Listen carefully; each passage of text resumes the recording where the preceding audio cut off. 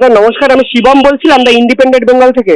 Sir মুখ্যমন্ত্রী বলেছেন যে নন্দীগ্রাম আন্দোলনের সময় বাপ বেটা অর্থাৎ শুভেন্দু এবং শিশির অধিকারী সিপিএম এর সঙ্গে মিলেছিল। এই মন্তব্য নিয়ে স্যার আপনি কি ভাবেন? সম্পূর্ণ মিথ্যে, উল্টো কথা। কিছু আন্দোলন শুভেন্দু অধিকারী করেছিল, শিশির অধিকারী পেছনে ছিল। শুভেন্দু অধিকারী সবকিছু করেছে। মমতা ব্যানার্জি একদিন মাত্র গেছে, যেদিন বিজয় সম্মেলন হয়ে গেল। এর আগেও মুখ্যমন্ত্রী বলেছিলেন শুভেন্দু এবং এর ভূমিকা নিয়ে যে গ্রামের মানুষ পুলিশ সেজে গুলি চালিয়েছিলেন ওদের কথায়, এটা কতটা সত্যি বলে স্যার মনে হয়? সম্পূর্ণ বাজে বানানো কথা। তো ব্যাপারটা হয়েছিল, সিপিএম এর কিছু ক্যাডার পুলিশের পোশাক পরে হাওয়াই ছুটি পায়ে দিয়ে তারা আক্রমণ করেছিল। গ্রামের লোকেরা হরি সংকীর্তনের একটা আসর বসিয়েছিল, সেখানে গুলি চলে, 6জন না 7জন তো মারা যায়। শুভেন্দু অধিকারীতেই প্রথম ওখানে গিয়ে ওদের মমতা তখন অনশন করছিল, অনশনের ভান করছিল। মমতার কাছে অনেক পরে এই সমস্ত কিছু মিটে যাওয়ার পরে একদিন বিজয় সভা হলো, সেই বিজয় সভায় মমতা গেছে, সে সঙ্গে তো আমিও গিয়েছিলাম।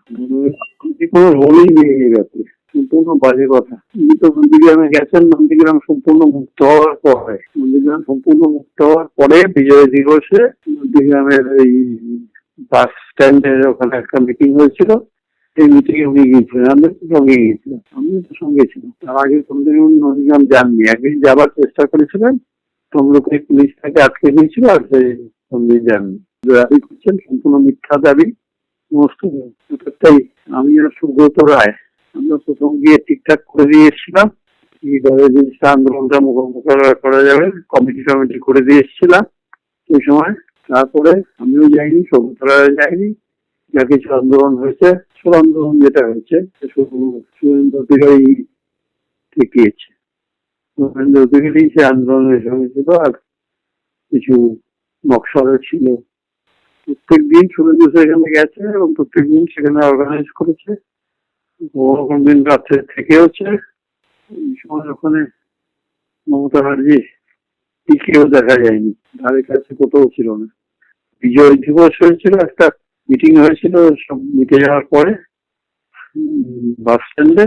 এই বাস স্ট্যান্ডের মিটিং এ মমতা ব্যানার্জি গিয়েছিল, সঙ্গে আমি গিয়েছিলাম। স্যার উনি বলেছিলেন যে আমার বই থেকে বাপ বেটার নাম মুছে দেবো। অ্যাকচুয়ালি নন্দীগ্রাম নিয়ে বারংবার শুভেন্দু এবং শিশু অধিকারীকে এভাবেই আক্রমণ করেছেন মুখ্যমন্ত্রী মমতা বন্দ্যোপাধ্যায়। এসব উনি করতে পারবেন না, মুখের আশ্রয়। ওখানে শুভেন্দু অধিকারী 2021-এ অত ভোটে হারিয়েছিল, ভান টান করে পায়ে ব্যথা পেয়েছে, মুখ পেয়েছে করে জিততে পারেনি। মানুষই তো তার রায় দিয়েছে, শুভেন্দু অধিকারীকে জিতিয়েছে, মমতা ব্যানার্জিকে হারিয়েছে। মানুষই রায় দিয়ে দিয়েছে সেই সময়। তারপরে আর এই নিয়ে কথা বলার কোনো জায়গাই তো নেই। কে কাজ করেছে আর কে কাজ করেনি তো মানুষই বলে দিয়েছে। সে 2021-এর বিধানসভা নির্বাচনে মমতাকে হারিয়ে শুভেন্দুকে জিতিয়ে। স্যার এই রায় নিয়ে উনি বলেছেন লাইট অফ করে এই পুরো বিষয়টা ওই নির্বাচনটাকে কন্ডাক্ট করা হয়েছিল, অর্থাৎ জোর করে ওনাকে হারানো হয়েছিল মুখ্যমন্ত্রী মমতা বন্দ্যোপাধ্যায়কে নন্দীগ্রামে। মতো মিথ্যেবাদী তো আর দ্বিতীয় জন্মায়নি, কোনো লাইটও নেবানো হয়নি, কোনো কিছুই করা হয়নি। আমার ভোট হয়েছিল নন্দীগ্রামে, আর যদি লাইট নিবানো বলবো তখন তখন প্রতিবাদ করেন কিনা? হেরে যাওয়ার পরে প্রতিবাদ করে রাখছি। ওখানে শুভেন্দুর থেকে অনেক নিচু স্তরে ছিলেন। আন্দোলন সময় তো ছিলেনই না, আন্দোলন গাইড করা কিছু করেননি। তখন তিনি কলকাতার বসে অনশন করছেন আর ঢং করছেন, দুটো বাজে কথা। মানে যা কিছু করার শুভেন্দু অধিকারী করেছে, সঙ্গে কিছু নকশাল এলিমেন্ট ঢুকেছিল। পরের দিকে খারাপ শুরু করে শুভেন্দুই শেষ পর্যন্ত ওখানে সিপিএম সরকারকে চড়তে বাধ্য করে। কোন দেশের তো চরম ফেলিওর।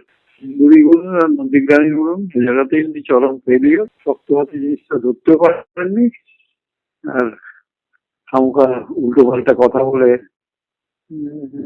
আরো বলেছে জিনিসটাকে গুলিয়ে দেওয়ার চেষ্টা করেছিলেন।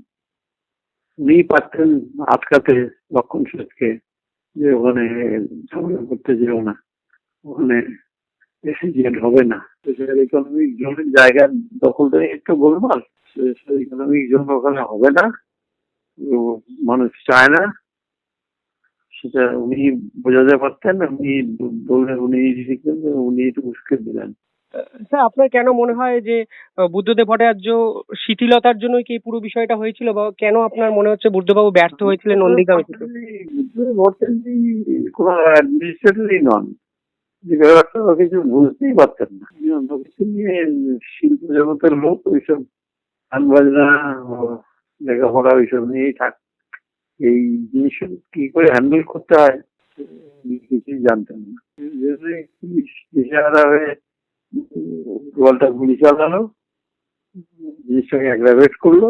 সেই থেকেই শুভেন্দু অধিকারী ওখানে লড়ে, একা লড়ে, নিজের শক্তিতে লড়ে বিভিন্ন জায়গায় জনতাকে সম্পর্ক করে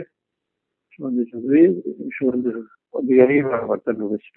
শিশিরবাবু তো সরাসরি যুক্ত ছিলেন না, এই জন্য সরাসরি যুক্ত ছিলেন না, কিন্তু শুভেন্দু অধিকারী নন্দীগ্রামেই পড়ে থাকতো।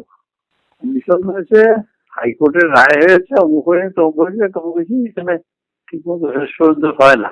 ফলে এগুলো সবই গোলমাল পাকেই রয়েছে। যেসব পুলিশ অফিসারের বিরুদ্ধে হাইকোর্ট রায় দিয়েছিল তাদের বিরুদ্ধেও কোনো অ্যাকশন হয়নি। ও সমস্ত ব্যাপারটা নিয়েই একটা কম্প্রিহেন্সিভ রিপোর্ট তো নেই, যে যার মতো করে যতটুকু পারে লিখেছে বলেছে। হাইকোর্টে সেভাবেই রায় দিয়েছিল, সেসব পরিচালকদের বিরুদ্ধে কোনো শাস্তিমূলক ব্যবস্থা নেওয়া হয়নি।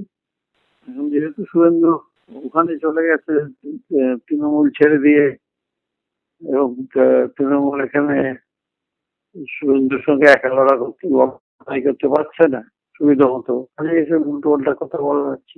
নন্দীগ্রাম লড়াই শুভেন্দুর লড়াই, এক কথায় বলতে পারে। স্যার আমার শেষ প্রশ্ন, আপনার কি কোথাও গিয়ে সিঙ্গুর এবং নন্দীগ্রামকে আজও রাজনৈতিক ষড়যন্ত্র মনে হয়, মানে তৃণমূলের ক্ষমতায় আসা ষড়যন্ত্রকে একবারও কি মনে হয় স্যার? দুটোই তাই, দুটোই তাই। সিঙ্গুরটা দিয়ে শুরু হয়েছিল, সিঙ্গুরে যে ভুল করা হয়েছে যার জন্য বাংলার শিল্পায়ন সম্পূর্ণ পিছিয়ে গেছে। সিঙ্গুরে ৮-৭ দিন বুদ্ধদেবের নাচ ফেল না করলে, আর 7 দিন যদি ওখানে ঠিক মতো করতে হবে, মমতাজির ক্যাম্প গুলো ওখানে যদি বসতে না দিত, তাহলে সিঙ্গুর থেকে গাড়ি বেরিয়ে 1 লাখ টাকার গাড়ি কলকাতা রাস্তায় ঘুরে বেড়াতো।